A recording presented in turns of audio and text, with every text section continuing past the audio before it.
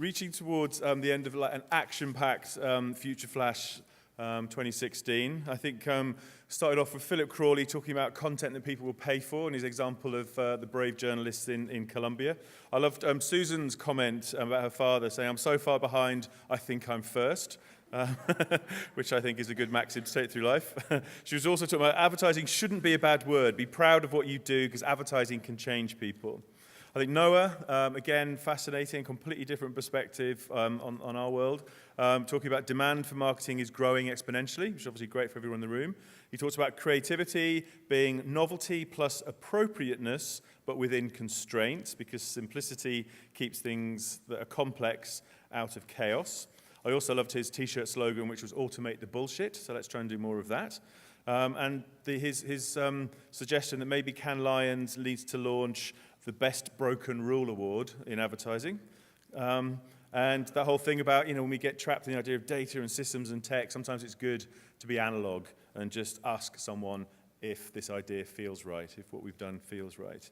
Matthias talked about singularity looming on the horizon and radical personalization, tapping into people's unique behaviors. And again, his T-shirt slogan was "Hack everything, but be good and still be awesome," about brands putting stuff back into society.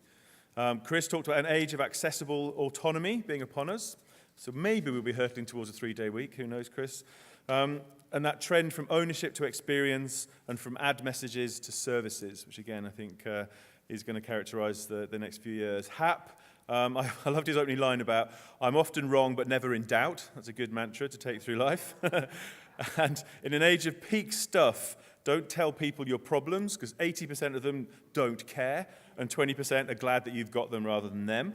And that whole thing about being optimistic, I love the idea of that guy, that champion skier, skiing down a hill with a leg brace designed to fit his broken leg. I think that's a fantastic kind of mission statement about life and optimism.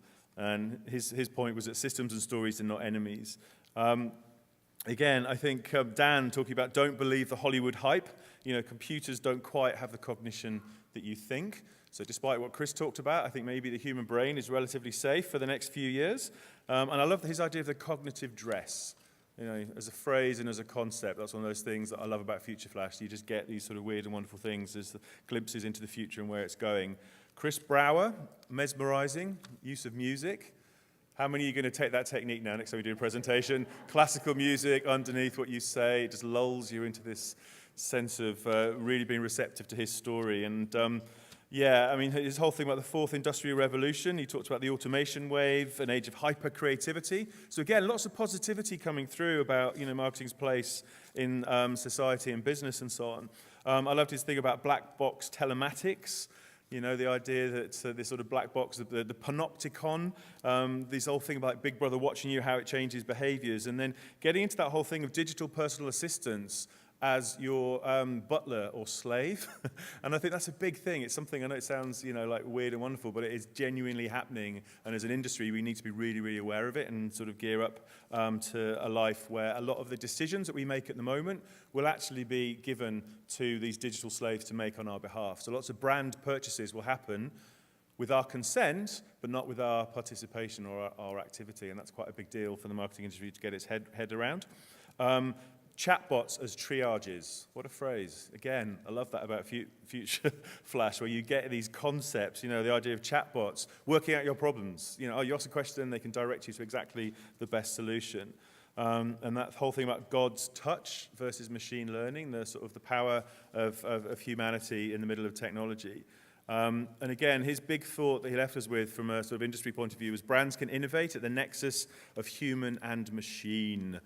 But again, he said, think about the children. Let's shape a better world with better, more relevant stories. And Heidi, talking about humans being hardwired for stories, about needing those sort of primal truths. And again, another thread that came through a lot of the speakers. PJ talked about courage. Heidi talked about bravery. I also just love her attitude towards life and the way she structured her business. Like creativity needs sleep, it needs nature, it needs digital downtime, and it needs Lego. Awesome. To leave that space, that oxygen to kind of breathe. And, the Domino's story, again, I think is one of the most fascinating examples of what, working closely with an agency can do to completely transform a brand.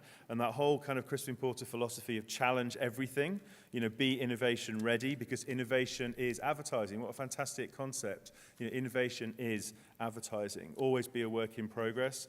And, we had the CMO of Domino's talk at our Most Contagious event in December with Andrew, and you could see the harmony. He was saying how much the relationship mattered and how much, Crispin Porter as an agency had really pushed their thinking to the point where, he said he started smashing walls down and behaving more like an agency inside. So he would sit directly next to the technology officer because he could see the dynamics that go on within an agency, how that influences, them as a business. So a really, really good, successful story. And, I think PJ's mantra of think like a marketer, behave like an entertainer, but move like a tech startup is really, really sage advice. He said, relax, let the algorithm be what it needs to be, which is a good thing. And I love, just these little phrases. That's what I love about, Brazilians and when they get into the English language, when he talked about nerddom godness. What a fantastic name for a band or a film. Awesome. And then for him, marketing is Lego. So I'm going to sort of leave my bit with, there was a phrase that Hap used from Goethe, where he said, whatever you can do or dream, you can begin it.